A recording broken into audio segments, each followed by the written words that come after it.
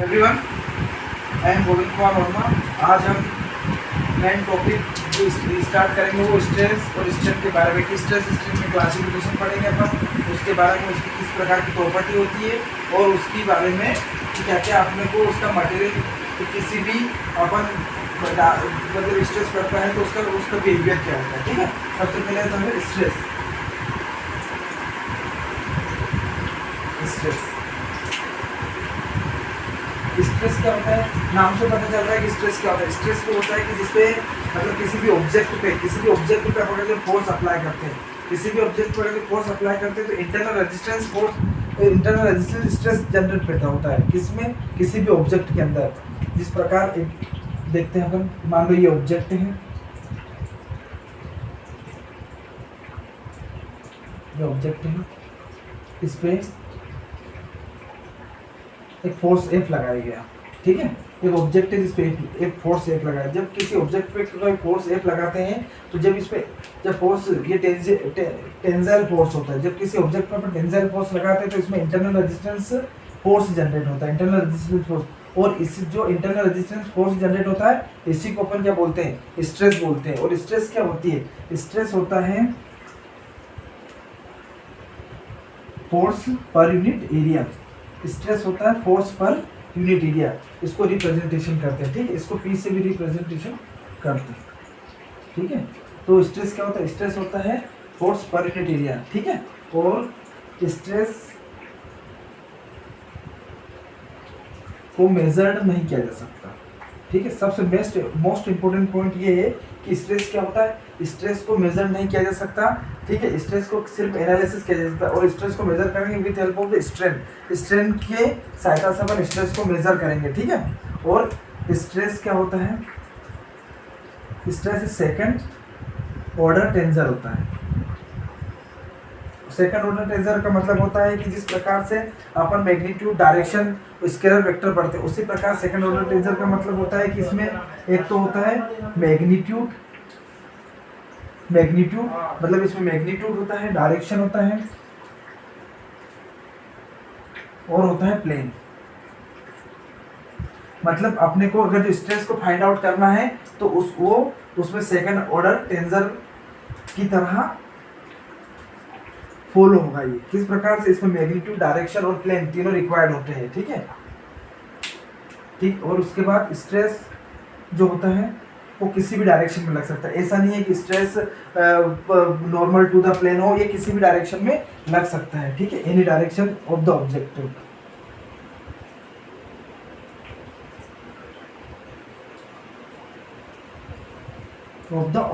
ठीक है, any direction of the object लग सकता है। ठीक है, स्ट्रेस, अब स्ट्रेस क्या होता है? स्ट्रेस का अपन फार्मूला लिख लिया अपन ने कि स्ट्रेस क्या होता है? Stress is internal resistance force per unit area in a particular plane.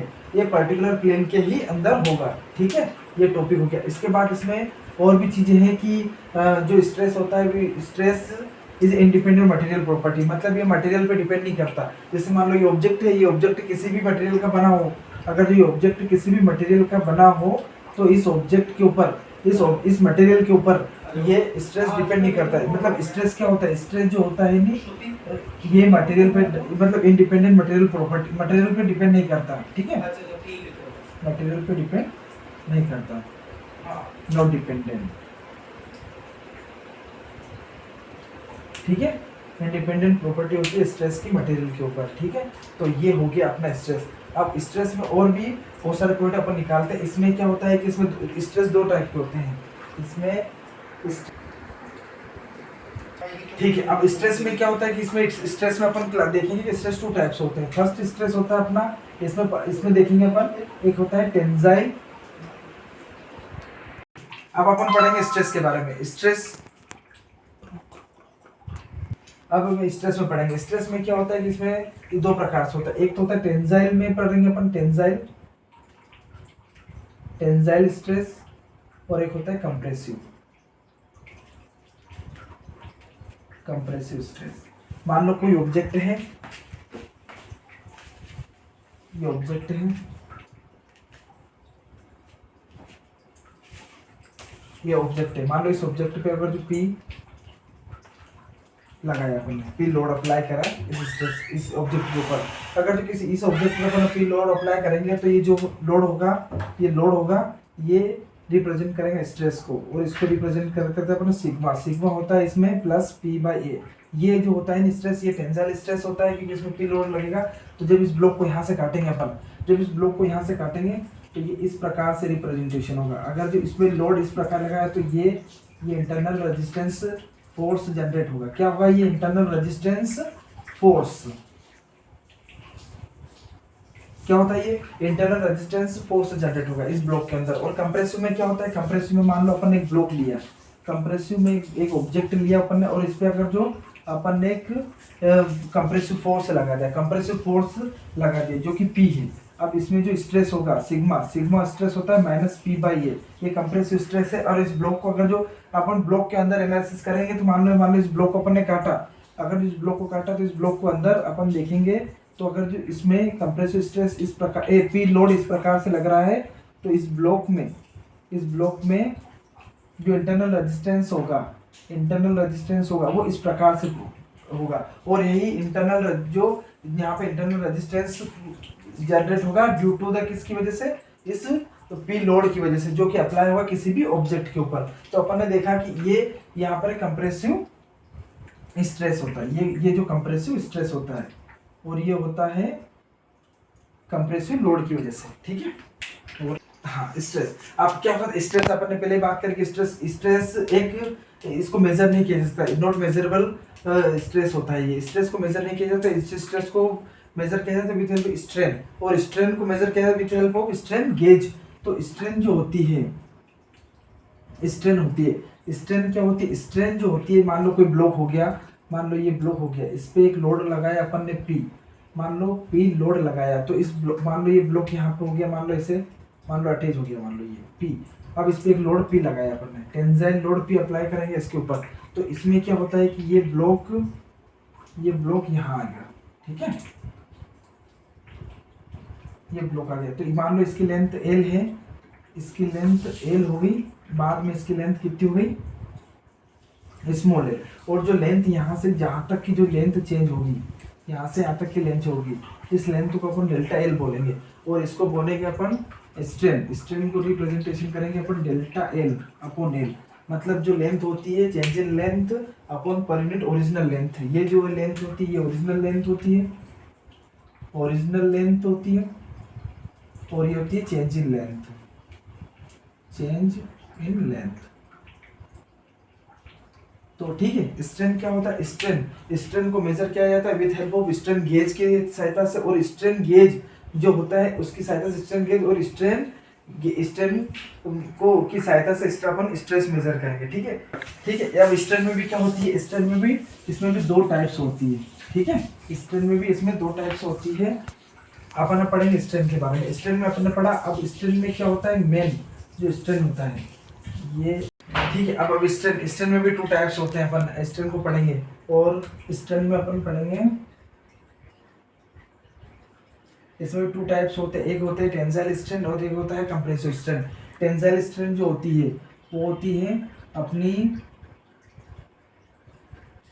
Tensile strain होती है डेल्टा एल अपॉन एल। ये होती है change in length upon original length, जो किसी भी ब्लॉक में अपने को रिप्रेजेंटेशन अपन ने किया है। ठीक है, इसमें एक लोड P लगाएंगे अपन। ठीक है, यहाँ से ये ब्लॉक यहाँ चला जाएगा। ये जो अपनी होती है डेल्टा एल, ये होती है अपनी ओरिजिनल लेंथ। ठीक है, ये डेल्टा एल होगी और ये लास्ट लेंथ, फाइनल लेंथ। ठीक है, ये टेंसाइल स्ट्रेन होगी। और एक होता है कंप्रेसिव स्ट्रेन। कंप्रेसिव स्ट्रेन में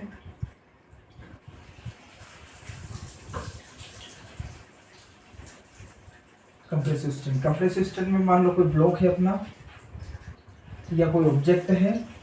जब इस पे एक लोड P लगाया जाएगा, तो ये क्या होगा? ये अपने ओरिजिनल शेप से क्या होगा? कंप्रेस होगी। तो इसकी लेंथ जो होगी चेंज होगी। तो इसको बोले इसमें डेल्टा, ये जो कंप्रेसिव स्ट्रेन होती है, कंप्रेसिव स्ट्रेन ये होती है minus delta L by L. ठीक है, माइनस डेल्टा बाई एल होती है। अब अपन स्ट्रेन जो होता है अपन ने देखा था कि जो स्ट्रेन होती है, स्ट्रेन जो मेजर भी थे वो स्ट्रेन गेज और उससे स्ट्रेन उससे और स्ट्रेन की वजह से अपन स्ट्रेन की वजह से अपन स्ट्रेस मेजर करेंगे। और ये जो प्रूफ होता है ये by the Hooke's law representation होता है, ठीक है, हुक्स लॉ। तो इसमें क्या होता है कि जो हुक्स लॉ होता है, हुक्स लॉ, इसमें क्या होता है कि हुक्स लॉ में क्या होता है कि stress is directly proportional to strain in in up to the elastic limit, ठीक है, प्रोपोर्शनल लिमिट मतलब मेजरली जो स्ट्रेस होता है, जो स्ट्रेस होता है वो डायरेक्टली प्रोपोर्शनल टू स्ट्रेन होता है अप टू, कब तक होता है, अप टू अपनी होती है प्रोपोर्शनल लिमिट, प्रोपोर्शनल लिमिट।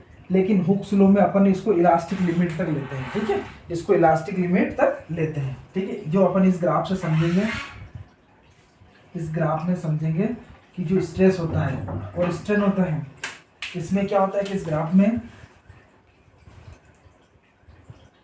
समझेंगे। इस ग्राफ में अपन यहाँ पे मान लो एक पॉइंट ए है, एक पॉइंट बी है, एक पॉइंट सी है, एक पॉइंट डी है, एक पॉइंट ई है और एक पॉइंट एफ है, ठीक है। इसमें क्या होता है कि जो ए पॉइंट है, ए पॉइंट तक क्या होता है कि जो स्ट्रेस होता है, ए पॉइंट तक जो स्ट्रेस होता है डायरेक्टली प्रोपोर्शनल टू स्ट्रेन होता है। और इसकी प्रोपोर्शनल लिमिट जो हटती है तो अपने को यहाँ पर ई जिसको बोलते हैं यंग मॉडुलस, ई जो होता है रिप्रेजेंटेशन करता है यंग मॉडुलस को, ठीक है। ये जो होता है ये स्ट्रेन होती है, ये स्ट्रेस होता है और ये होता है यंग मॉडुलस, जो कि ये मतलब ये जो लो होता है ये डिफाइन होता है up to the elastic limit. ये जो पॉइंट ए है ये नहीं प्रोपोर्शनल लिमिट, ये जो होती है प्रोपोर्शनल लिमिट होती है, प्रोपोर्शनल लिमिट तक, ठीक है। उसके बाद जैसे ही अपर पोजीशन पे जाएंगे अपन तो यहाँ पर प्लास्टिक लिमिट, इलास्टिक लिमिट और प्लास्टिक लिमिट स्टार्ट हो जाएगी, ठीक है। और जो पॉइंट सी है, पॉइंट से रिप्रेजेंटेशन करेगा अपर एज लिमिट और डी पॉइंट करेगा लोअर एज लिमिट, ठीक है। उसके बाद जो पॉइंट ई है ये अपना रिप्रेजेंटेशन करेगा यील्ड पॉइंट को, और ये जो ए पॉइंट रिप्रेजेंट करेगा फटीग, ठीक है, फटीग। तो अपन यहाँ पे ना जाके खाली अपने को काम कहाँ से कहाँ तक है कि जो अपन जो भी पढ़ते हैं पूरा जो अपना सिस्टम होता है स्ट्रेन या कुछ भी प्रॉपर्टी मटेरियल जितना भी अपन पढ़ते हैं वो सिर्फ पढ़ते हैं अपन stress directly proportional to strain, ये दोनों एक दूसरे के डायरेक्टली प्रोपोर्शनल होते हैं। और ये जो होती है ये इसकी इक्वल होती है किसके, ई इंटू स्मॉल ई, मतलब ये ई रिप्रेजेंटेशन कर यंग मॉडुलस को और स्मॉल स्ट्रेन और ये स्ट्रेस होती है, ठीक है। और ये जो कर्व होता है ये मेन रिप्रेजेंटेशन होता है बाय द हुक्स लॉ, ठीक है। तो अपना जो आज का रिप्रेजेंटेशन पूरा स्ट्रेस स्ट्रेन और हुक्स लॉ और किस प्रकार से इसमें ऑब्जेक्ट पे इंटरनल एक्सटर्नल लगता है और जो क्लासिफिकेशन होता है स्ट्रेस का, ठीक है, ये हो गया आज का।